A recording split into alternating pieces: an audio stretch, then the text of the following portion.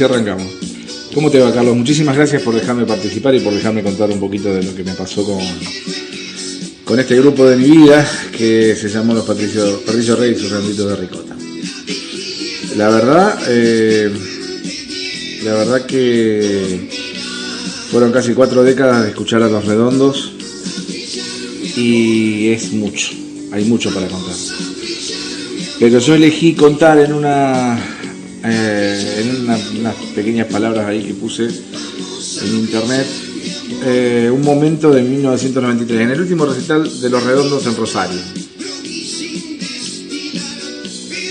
Yo tenía 17 años, no había futuro en esa época, se nos caía la estantería. El gobierno estaba regalando el país, las privatizaciones hacían pedazos todas las expectativas de trabajo que teníamos los jóvenes. De hecho, yo no tuve trabajo hasta un trabajo formal, creo que lo conseguí casi alrededor de los 30 años. Pasó toda la década del 90 con pobreza, piquete, bronca y con Los Redondos.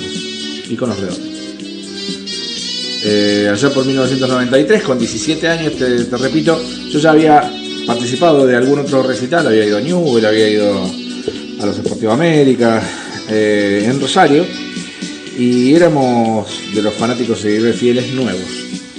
El grupo venía de una ruptura con sus escuchas de la década del 80, que se querían quedar en el modelo de, hago 20, 25 shows por año y lo hago en lugares chicos, o sea, lo hago en lugares que no entran más de 200 personas, en donde nos conocemos todos, en donde tenemos todos una misma dirección, se puede decir. Eran sus tuburios de frontera, como dice el indio.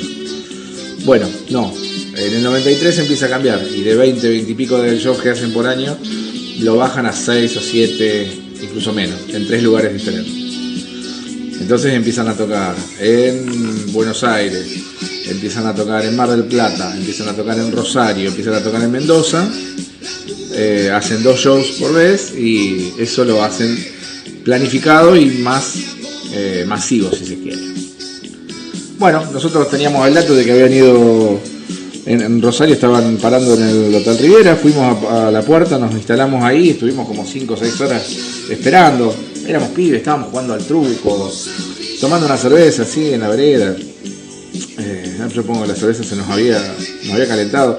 Me acuerdo que fue para poder comprarme una cerveza en esa época, y esto también es una postal, ¿no?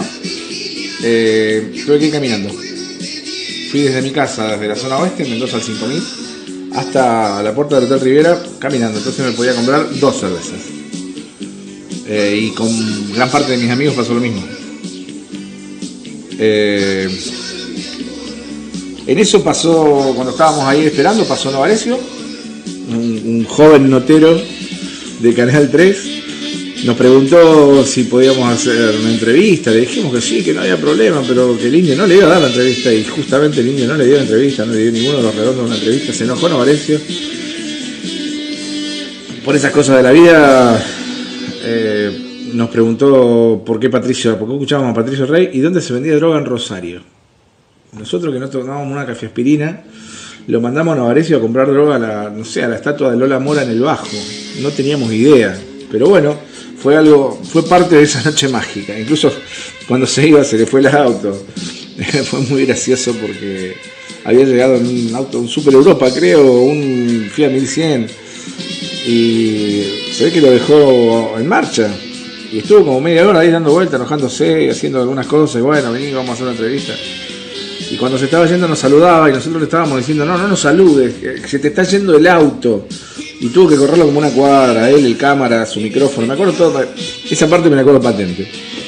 Más tarde llegaría el dueño de Pizza 10 en un Renault 12 muy roto, muy roto, que era el que había pasado el dato de dónde estaban. Y nos dijo, bueno, chicos, no se preocupen, ahora van a salir conmigo, tengo que llevarlos a dar una vuelta.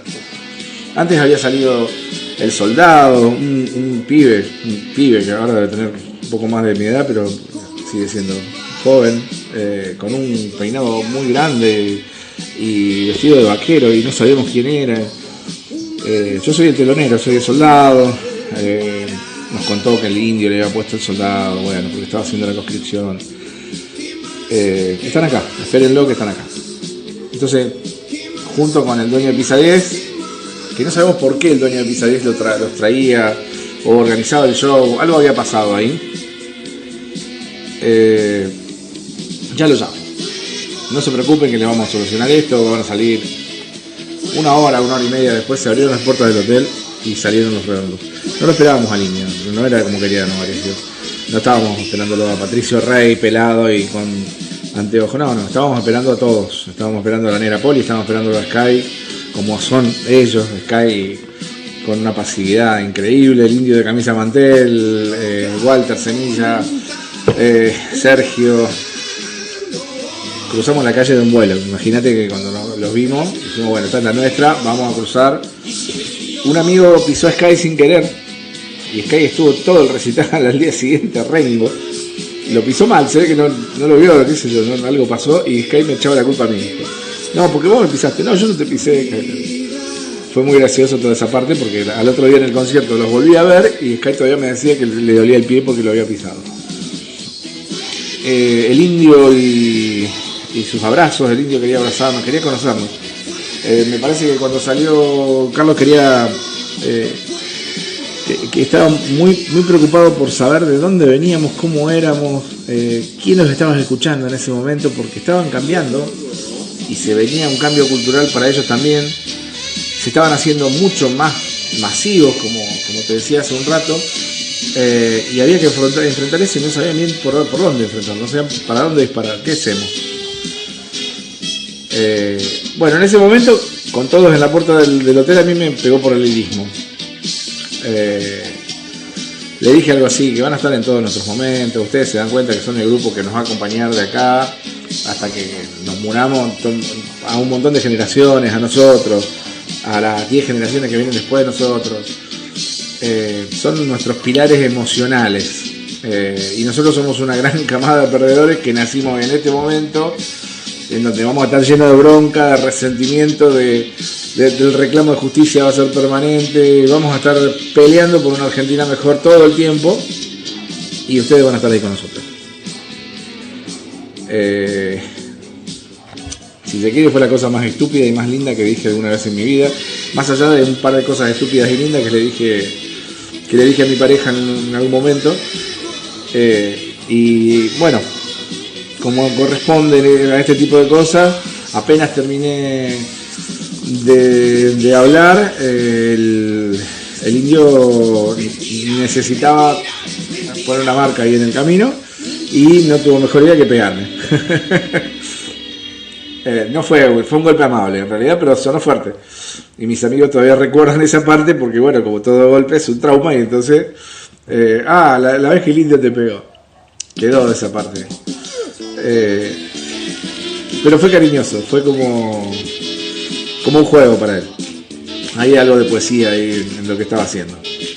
Por lo menos yo lo interpreté de esa manera. Se puede interpretar de mil formas, lo pensé un montón de veces. No nos faltamos el respeto ni nada. Fue una cosa de...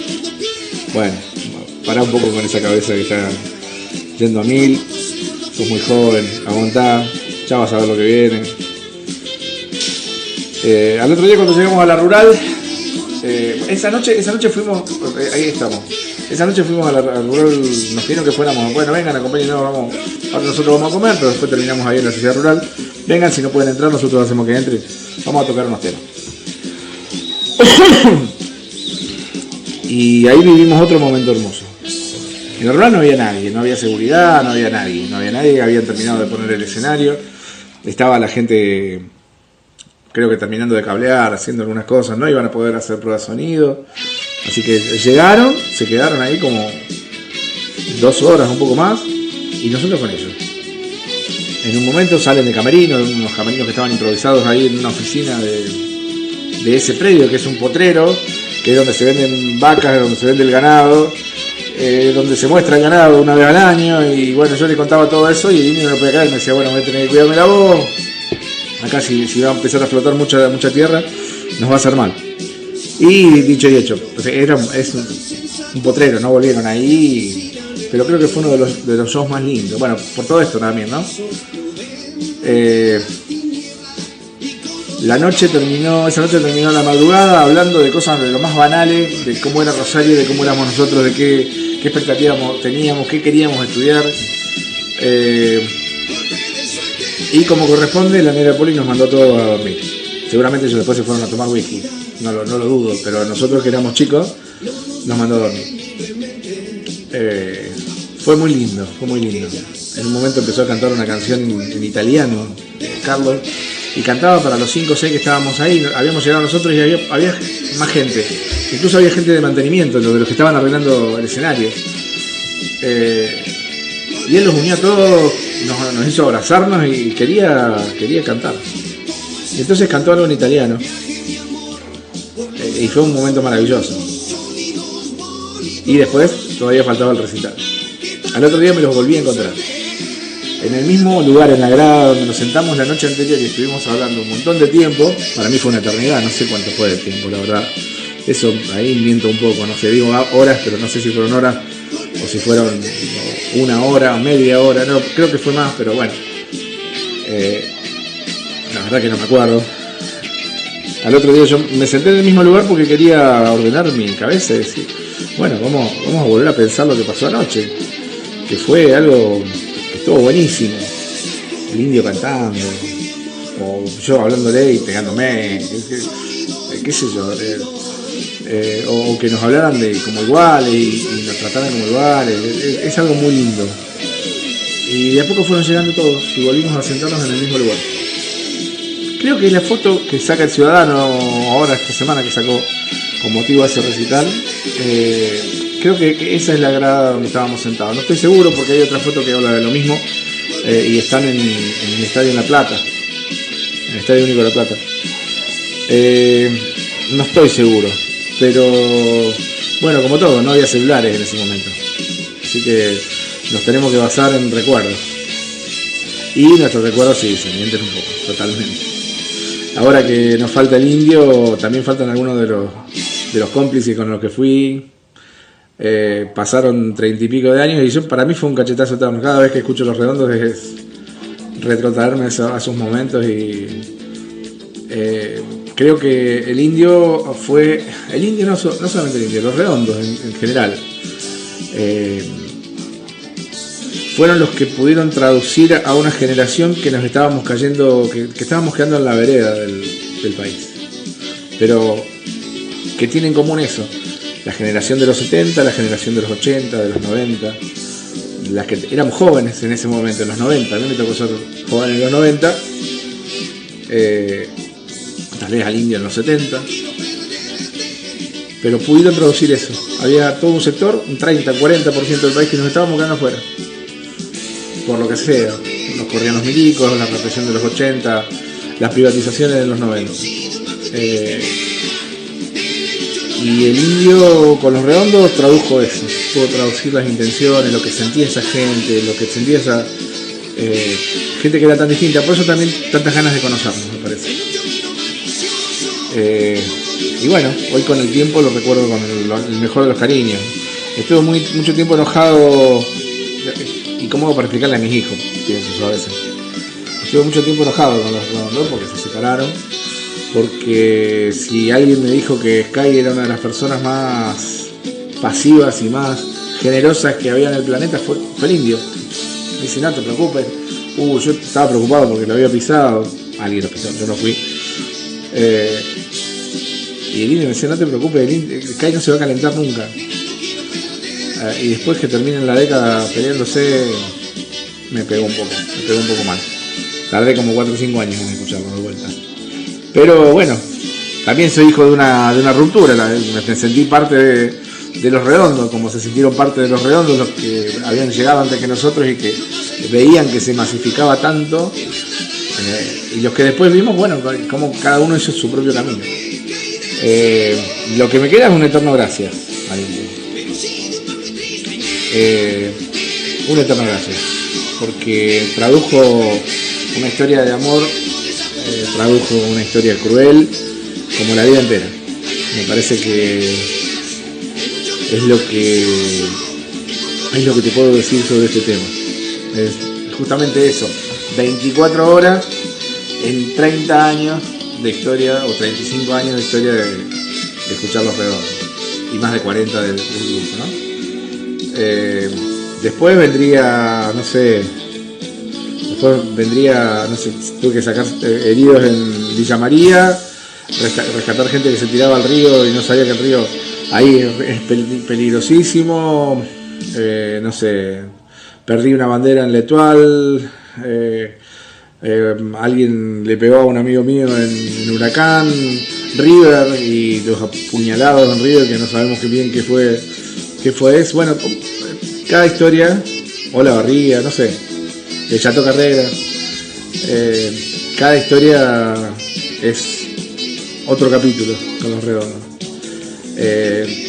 Y bueno, espero que me quedó decirle eso al Indio, me quedó decirle, viste, yo tenía razón, sos el grupo de una gran cantidad de gente, de una gran cantidad de generaciones, marcaste la vida de un montón de gente, o por lo menos le pusiste música a la vida de un montón de gente. Uno no niega que el rock nacional nos dio un montón de cosas, y que ahí está Charly García, y que ahí está León Gieco, y la Negra Sosa, y un montón de gente. Pero seguramente dentro del montón hay un tema de Los Redondos, eso no lo dudo.